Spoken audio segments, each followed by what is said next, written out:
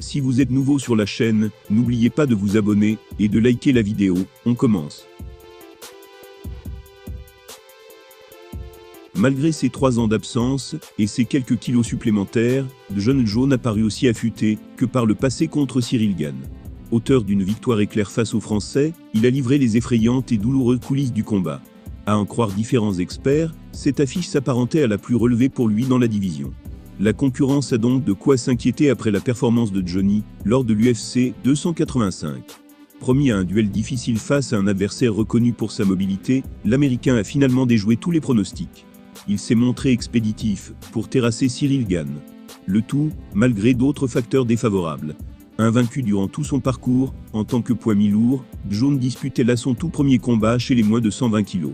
Les fans s'interrogeaient donc logiquement sur sa capacité à conserver son niveau d'antan avec ce nouveau physique. D'autant plus en sachant qu'il restait sur 3 ans d'inactivité suite à sa dernière victoire contre Dominick Reyes. Et pourtant, c'est bien lui qui a fait passer un sale quart d'heure à bon gamin.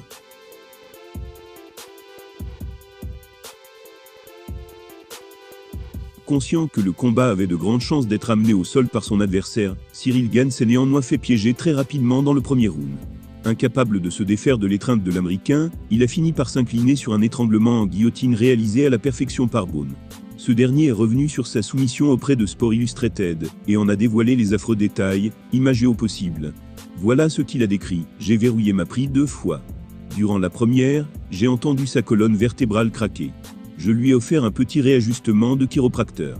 La deuxième fois, il n'a pas voulu que je refasse la même chose à son cou, donc j'ai mis mon bras autour de sa nuque, et je l'ai étranglé jusqu'à ce qu'il abandonne. » Pas besoin d'en savoir plus pour prendre conscience de la force déployée par Jones sur cette séquence.